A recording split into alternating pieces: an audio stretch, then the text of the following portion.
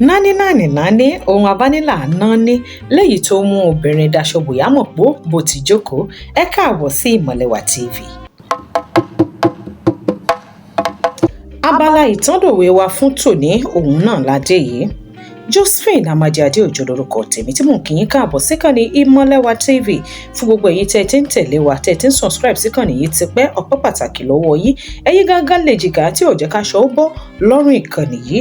Gbogbo ẹ̀yin olólùfẹ́ wa tẹ́ ń comment, tẹ́ ń bá wa share iṣẹ́ yìí, àdúpẹ́ pọ̀ lọ́wọ́ yín, a sì mọ́ lóore. Gbogbo ẹ̀yin tó ti jẹ́ wípé ẹ ti tan àmì ìtanilólobó yín sílẹ̀, ìyẹn notification, láti mọ ìgbà tí iṣẹ́ tuntun bá ti ń jáde, kẹ́ ẹ lè túbọ̀ ní ìmọ̀ kún ìmọ̀ sí níkànnì yìí. Ọpẹ́ pàtàkì lọ́wọ́ yín.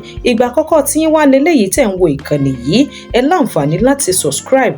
Ẹ tẹ àmì subscribe láti túbọ̀ máa tẹ̀lé ìkànnì yìí, kẹ́ ẹ sì tan àmì ìtanilólobó, ìyẹn notification yín sílẹ̀ débi wípé bí iṣẹ́ tuntun kan bá ti ń jáde níkànnì yìí, ẹ wà lára àwọn ẹni àkọ́kọ́ tí ó mọ láǹfààní láti rí àwọn iṣẹ́ ọ̀hún.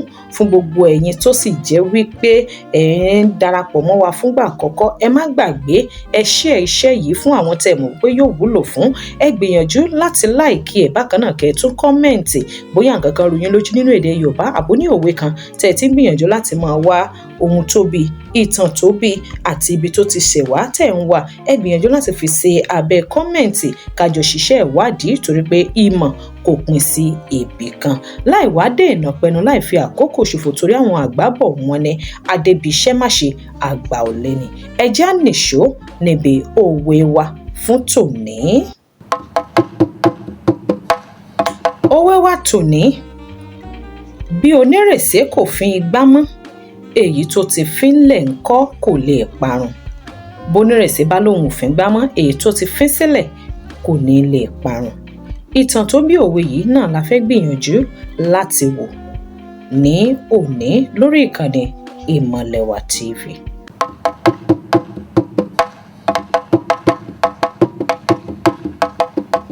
Onírèsé ó jẹ́ ọba kan nílẹ̀ Yorùbá, ó sì jẹ́ afíngbá kó tó di pé ó di ọba nílẹ̀ Yorùbá nílùú Ọ̀yọ́ nígbà àtijọ́.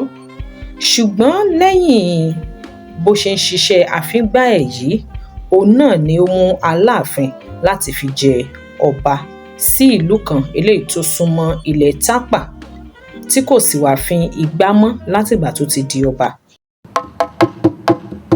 Onírèsé ó di ọba tí Aláàfin fi jẹ ọba tán tí ò lè fín igbá mọ́. Òun náà ni ọ̀rọ̀ ọ̀hún ló padà wá di òwe nílẹ̀ Yorùbá, tó fi di pé wọ́n ń sọ̀rọ̀ wípé onírèsé tó lóun ò fín igbá mọ́, èyí tó ti fín sílẹ̀ ńkọ́ kò ní lè parun. Òwe yìí sì rèé, à ń pa fún ẹni tí ó jẹ́ wípé ó ti ń ṣiṣẹ́ rere kan sílẹ̀ tẹ́lẹ̀ kó tó di wípé ó dé ipò kan tí ò wá lè ṣe nǹkan ọ̀hún mọ́. A wá gbìyànjú láti máa rán àwọn èèyàn létí wípé ẹni yìí ó tó ti ń ṣe nǹkan rere tẹ́lẹ̀ tí ó wá dépò kan àbí àwọn nǹkan kan yìí tó ti ń ṣe tẹ́lẹ̀ tó dé ìpele kan tí ò lè ṣe mọ́. A wá rán àwọn èèyàn létí wípé onírèsé rẹ̀ tó lóun ò fín igbá mọ́, èyí tó ti fín sílẹ̀ ńkọ́ kò ní lè parun. Bó sì jẹ́ èèyàn tó ti ń ṣe ìwà ìkà, ìwà búburú, òun náà ni a gbìyànjú láti sọ pé bóyá ní òun tó ti ń hùwà kà tẹ́lẹ̀ ó wá yí padà, ó di ẹni tó ń hu ìwà dáadáa. A wà máa rán ara wa létí pé onírèsé tó lóun ò fín igbá rẹ̀ mọ́, ìwà kà tó ti ń hù tẹ́lẹ̀ tó èyí tó ti ṣe sílẹ̀ ńkọ́ ṣó lè parun ni ní ọkàn àwọn tó ti hùwà náà sí.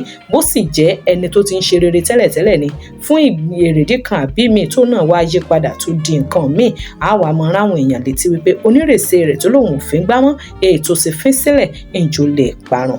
Bí iṣẹ́ yìí bó bá ṣe yín láǹfààní àbí ètò yìí ó ṣe yín láǹfààní, gbìyànjú láti pín fún àwọn ẹlòmíì káwọn náà lè rí àǹfààní jẹ níkànnì Ìmọ̀lẹ́wà TV àti abala ìtàndòwe wa ní orí ìkànnì yìí. Ẹ̀yin wá ń gbọ́ fúngbà àkọ́kọ́ ní, ẹ gbìyànjú láti subscribe sí ìkànnì yìí kẹ́yìn náà lè máa rí ọ̀pọ̀lọpọ̀ àwọn iṣẹ́ ẹwà tí ń bẹ nínú èdè Yorùbá àti ọ̀pọ̀lọpọ̀ àwọn ohun tí ó múni fẹ́ràn èdè abínibí ẹni gẹ́gẹ́ bí èdè Yorùbá. Ẹ ṣeun o bẹ́ẹ̀ tí ń tẹ̀lé ìkànnì yìí, ẹ ṣeun o gbogbo ẹ̀yin èèyàn wa lójú òpó ti Facebook náà tí ẹ jẹ́ kí aṣọ bọ́ ní ọrùn wa. Ọpẹ́ pàtàkì lọ́wọ́ yín. Títí ìgbà míì tá a mọ̀ láǹfààní láti pàdé. Ẹ share iṣẹ́ yìí, ẹ kọ́mẹ̀ǹtì, ẹ tún láìkì ẹ̀ náà kí gbogbo nǹkan kó lè mọ bọ̀ sípò fún tèmi àtẹ̀yin. Josephine Amadi Adeojo òun lorúkọ tèmi. Ó dìgbà kan náà.